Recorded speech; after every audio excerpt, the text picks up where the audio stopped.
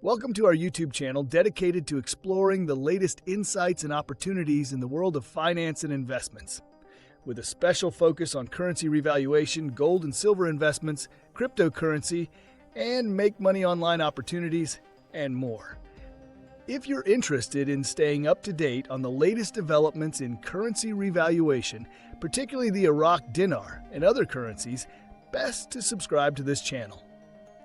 Please note that the content on this YouTube channel is for informational purposes only and should not be considered financial advice. We are not licensed financial advisors, and the opinions expressed on this channel are based on our own research and personal experience. We strongly recommend that you do your own research and consult with a licensed financial advisor. Also, just before we go any further, this channel has a weekly giveaway of 100 Dogecoin. To enter, all you have to do is be subscribed to this channel, like this video, and watch this video until the end, because if you don't, you will be automatically disqualified from the giveaway. We will be sharing the random hashtag keyword daily somewhere in the video, and then comment hashtag the keyword with no spaces in between in the comments section. Good luck. Now, let's proceed with the latest Iraq dinar news and intel today. Please take these pieces of information with a grain of salt, and please make sure to do your own due diligence. Something strange is unfolding, and if you're not paying attention, you might miss the subtle signs. Iraq is quietly stepping back into international trade, but no one's talking about it publicly. The U.S. just introduced a new trade framework with Iraq, one that comes with heavy pressure tied directly to their exchange rate. Meanwhile, inside one of America's largest banks, tech teams have been working non-stop, even skipping the 4th of July. Why? They say it's for security, but there's speculation something much bigger is being prepped behind the scenes. And then there's the U.S. State Department, now publicly connecting Iraq's internal salary conflicts to its global credibility. These aren't random updates. They're part of a much larger story. If you've ever felt like the real intel is buried beneath surface headlines, this is your chance to dig deeper. Watch the full video because I'm breaking it all down piece by piece. And at the end, I'll give you my personal analysis on what I believe Iraq is preparing for and how close we really are. Don't just scroll past this one. You'll want to hear everything. Now let's get into the latest updates from the top intel sources, because what they're reporting this week could change everything.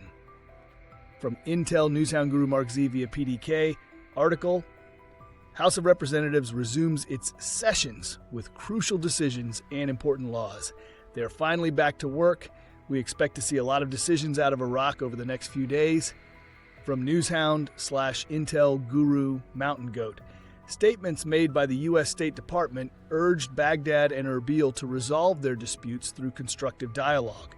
She emphasized that settling the Kurdistan region's salary issue would demonstrate Iraq's commitment to a stable investment climate, while also paving the way for broader cooperation, such as reopening the Iraq-Turkey pipeline and expanding energy projects with U.S. companies. I am telling you that these issues matter, and by resolving them, Iraq can show they are ready to work in the global community.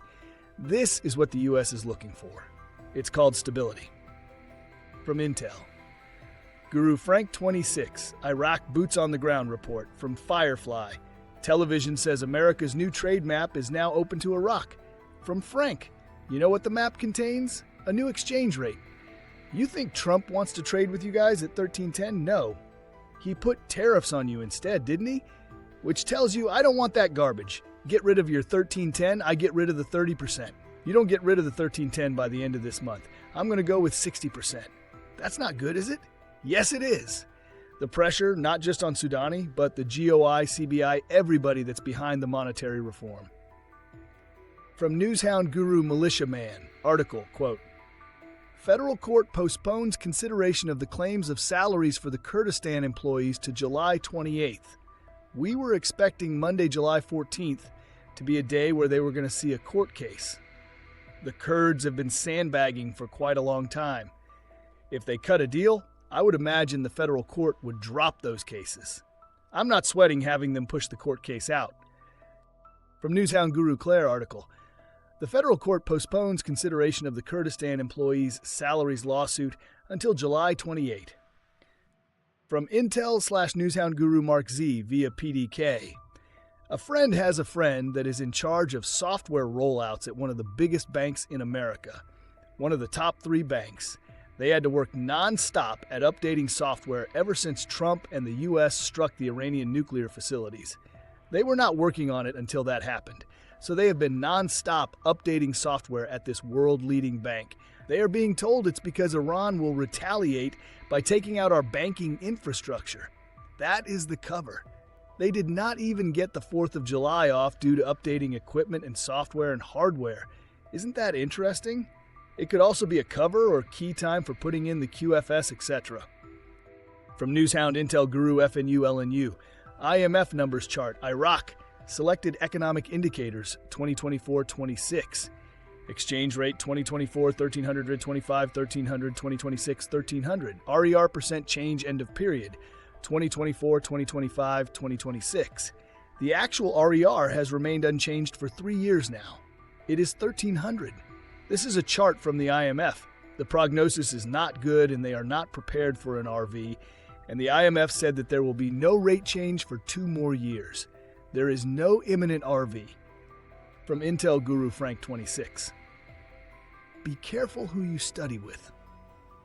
I've gotten so many calls, oh, Frank, they're telling me it's happening. Today is the day they're exchanging. There's a new exchange rate. Be careful who you study with. From Newshound Guru Samson. Article, American Magazine, Iraq quietly re-enters international trade. From Newshound Guru Sandy Ingram. Some investors believe if Iraq is accepted under Article VIII of the IMF agreement, the dinar could gain more value. Also, if Iraq continues to limit the black market and strengthen official exchange channels, it could boost investor confidence. Article VIII is another reason international bankers have laughed at IQD investors. International bankers are not laughing so hard these days as they see Iraq has support in the White House, and the keywords IQD, Central Bank of Iraq, and USD IQD exchange rate receive over 1 million searches a month on search engines. Before ending with few more updates, the hashtag keyword for the 100 Dogecoin giveaway is dialogue. Comment down below which updates you like, think is valuable, or get you most excited. You can be the lucky winner if you like, subscribe, and watch the main content of this video. This will be for this coming Sunday's giveaway, and the winner will be announced in one of these Sunday's videos, so you do not want to miss it. From Newshound Guru Militiaman. Article, quote, direct channel, linking importers with American products, and in turn enable American investors to enter the Iraqi market. So one of the largest economies in the world is going to join in partnership with Iraq? Really? At 1310, they've been involved for a long time. The largest stockholders in the world have been involved with Iraq to get them to where they are today. From Newshound Guru Claire. Article, for the 3rd consecutive month, the Central Bank of Iraq saw a significant decline in dollar sales.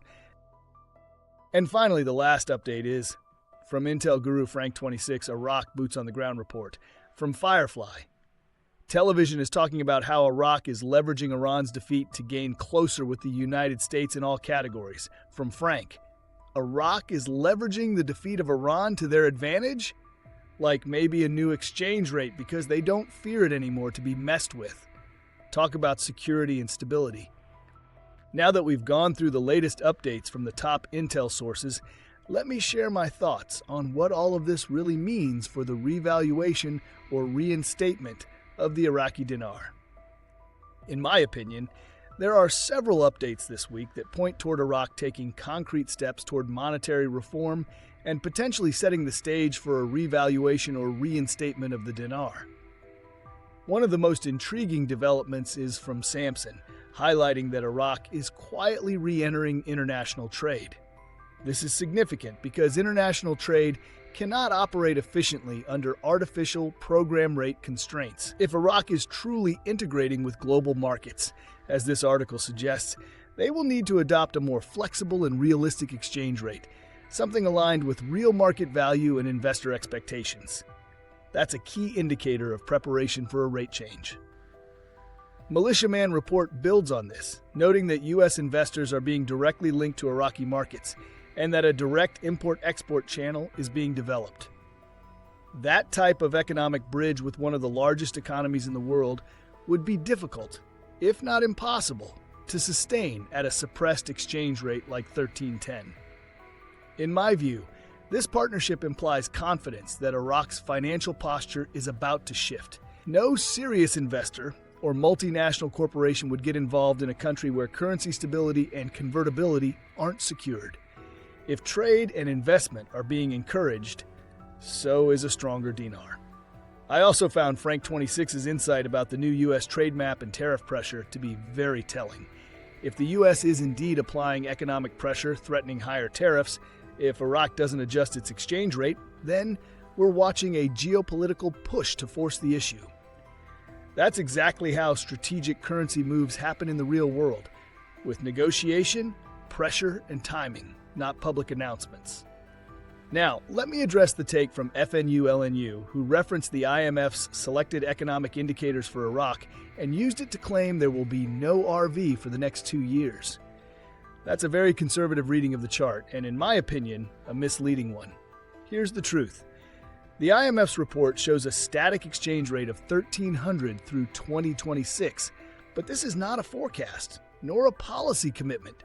It's a placeholder projection based on the current legal and policy framework. The IMF does not include sudden financial shifts like revaluations in their forward-looking tables unless Iraq officially announces one. They didn't model Kuwait's RI in 1991 either, and yet it happened.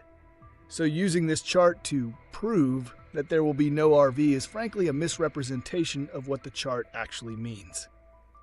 In fact, Iraq's current economic fundamentals, like over $100 billion in foreign reserves, low inflation, and stable oil revenues, suggest they're more than capable of handling a rate change. And with their moves toward digital systems, WTO compliance, and global banking standards, all the underlying infrastructure is lining up for a shift. So while the IMF report shows the current rate, it does not mean Iraq is locked into it.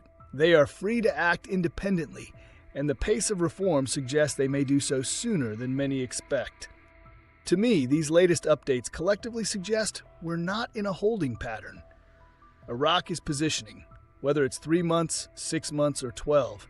I believe they are lining up the pieces to make their move, and when they do, it will not be signaled by an IMF spreadsheet.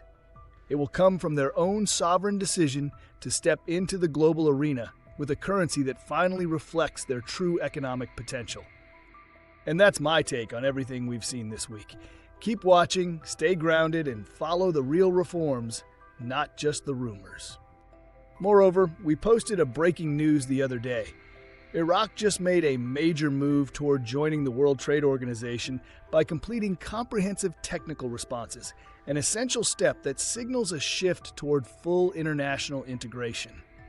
While this might seem like a routine headline, it's actually one of the strongest signs that Iraq could be preparing to move off the program rate and take the dinar global.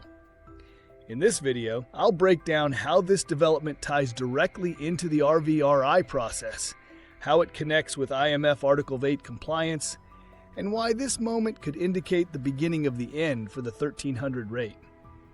If you've been watching for the clues and waiting for confirmation that Iraq is ready, this is the update you don't want to overlook. Most people will miss the significance until it's too late.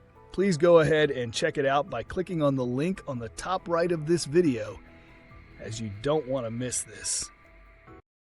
Lastly, we will continue to post videos about the recent events and articles supporting the changes taking place in Iraq, so you don't want to miss them. Also, don't forget, please drop a comment below with hashtag and the keyword and let us know what you think. If you like this content and like to support this channel, please don't forget to like, subscribe, hit that bell notification so you get notified when new videos are uploaded. See you on the next video. Bye!